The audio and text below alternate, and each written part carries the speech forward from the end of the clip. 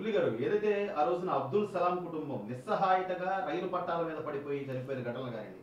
తర్వాత ఎంతో మంది ఈ మీకు సంబంధించిన దేవాలయాల వక్ఫ్ భూముల ఆస్తులకు సంబంధించి వాళ్ళు ఈ రోడ్ల మీదకి ఎక్కి మాకు ఈ అన్యాయం జరుగుతుంది అన్నది కానీ మీరే సాక్షాత్తు మీరెళ్ళి అక్కడ గొడవాడి లేకపోతే మీ మీద ఆ తప్పుడు కేసులు బనాయిస్తే వాటిని ఎదుర్కొని ఈ రోజున ఇన్ని జరిగిన అంటే ఒక మైనార్టీలకు సంబంధించిన అనేక రకాల అంశాలు దులహన్ పథకం కానివ్వండి లేకపోతే పండగ రోజుల్లో మసీదులకి కనీసం రంగులు వేయలేని పరిస్థితిలో ఉన్న ఈ ప్రభుత్వం పట్ల కొంతమంది నాయకులు వైసీపీకి సంబంధించి కొంతమంది మైనార్టీ నాయకులు మాత్రమే ఈ ప్రభుత్వాన్ని కాపాడుకోవాలి జగన్ ఎంతో చేశారు అని చెప్పి ఇంకా మసిపూసి మారేడుకాయ చేసే చందాలు ఉంటే మైనార్టీ సోదరులు జరిగిన గతాన్ని మర్చిపోతారంటారా?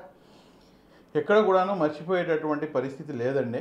100% ఏంటంటే ఒక సగటు ముస్లిం ఈరోజు ఆలోచనలో ఉన్నాడు, అందులో ఎటువంటి అస్యోక్తి లేదు. మీరు చూసుకుంటే కనుక అబ్దుల్ సలాంని ఎవరు కూడాను మర్చిపోలేరు. అబ్దుల్ సలాం అంశం అనేది ముస్లింలకు సంబంధించిన అంశం కాదు. అబ్దుల్ సలాం అనే అంశం ఏంటంటే మానవత్వానికి సంబంధించినటువంటి అంశము.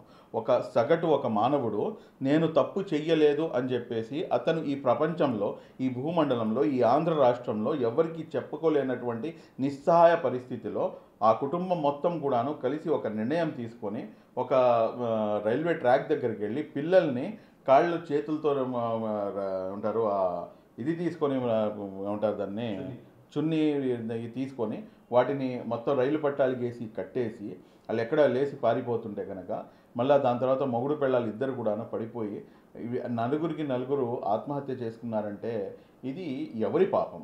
ఇది జరిగిన తర్వాత సిబిఐ ఎంక్వైరీకి ఇస్తాము అని చెప్పేసి సాక్షాత్తు మన అసెంబ్లీలో హౌస్లో మీరు ప్రామిస్ చేశారు. కానీ ఇవాళ వరకు సిబిఐ ఎంక్వైరీ లేదు, ఏమీ లేదు. యాజ్ టీజ్గా మళ్ళా కథ అలాగే కొనసాగుతుంది. ఇటువంటి సంఘటనలు 1 కాదు, 2 కాదు, 3 కాదు, అనేకమైనటువంటి సంఘటనలు. మిస్బా కానివ్వండి, అదేవిధంగా చూసుకుంటే ఇబ్రాహీం గారు కానివ్వండి, లేకపోతే షాహిదా కానివ్వండి, లేకపోతే గోనెగండ్ల మండలం ఎర్రబాడు గ్రామం కర్నూలు జిల్లాకి చెందినటువంటి హాజిరా కానివ్వండి. గతంలో మీరు చూసుకుంటే కనుక వీరి తండ్రి గారి హయాంలో ఒక ఆయిషా మీరా అన్న సంఘటన జరిగింది. ఇవాళకి కూడాను ఆ ఆయిషా మీరా యొక్క సంఘటనలో ఎవరు నిందితులు అనేది ఎవరికి తెలియదు. సేమ్ యాజ్ ఇట్ ఈజ్ ఇదే హాజిరా అంశంలో కూడాను ఇవాళ వరకు ఎవరు అనేది ఎక్కడ దూరం దాకా కూడాను క్వశ్చన్ మార్క్. ఇవాళ మీరు హాజిరా అంశంలో మీ పార్టీలో ఉన్నటువంటి నాయకులను కాపాడటానికి చేస్తున్నటువంటి కుట్ర అని చెప్పేసి చాలా స్పష్టంగా ప్రతి ఒక్కరికి కూడాను అర్థమవుతుంది. ఇన్ని సంఘటనలు, ఇన్ని దురాఘాతాలు చేసిన తర్వాత కూడాను మీకు ఒక చిన్న ఎగ్జాంపుల్ చెప్తాను. ఇన్ని జరిగిన తర్వాత కూడాను కనీసం ఎవరు కూడాను వచ్చి కనీసం పరామర్శించారు.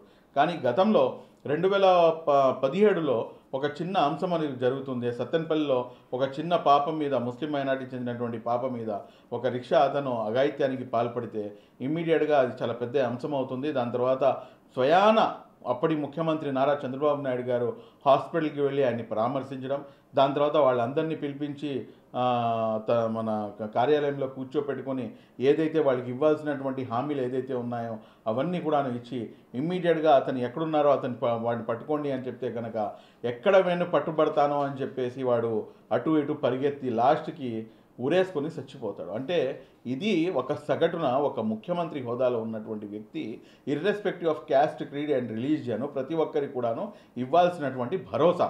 కానీ ఇంత అన్యాయం జరిగినా కూడా కానీ ఫారూక్ షిబ్లీ అనే నేను, అదేవిధంగా ఇంకా కొంతమంది సంఘాలు మనం అందరం కూడాను గొడవ చేసిన తర్వాత ఆ 27 లక్షల రూపాయల చెక్కు తీసుకోకపోయినా కూడా కానీ మళ్ళీ వాళ్ళని బెదిరించి భయం పెట్టించి మళ్ళీ మీరు కనీసం వారి ఇంటికి వెళ్ళి పరామర్శిస్తారా అంటే లేదు, మీరు కర్నూలుకి పిలిపించుకొని ఆ అబ్దుల్ సలాం కుటుంబాన్ని మీరు కూర్చొని పరామర్శించారంటే దీనికైనా దారుణమైనటువంటి సంఘటన ఇంకేమైనా ఉంటుందా?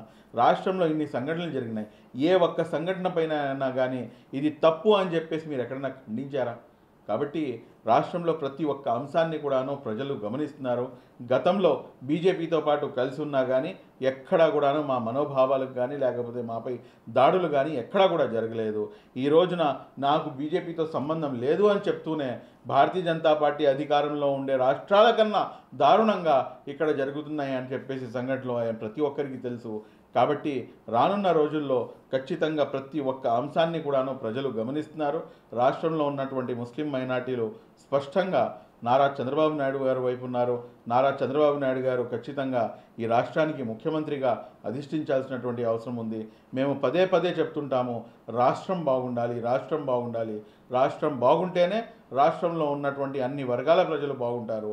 కాబట్టి మేము ప్రత్యేకంగా మైనార్టీలో అన్న మాట కాదు, మేము రాష్ట్రం యొక్క సర్వతోముఖాభివృద్ధి గురించి మాట్లాడతాము.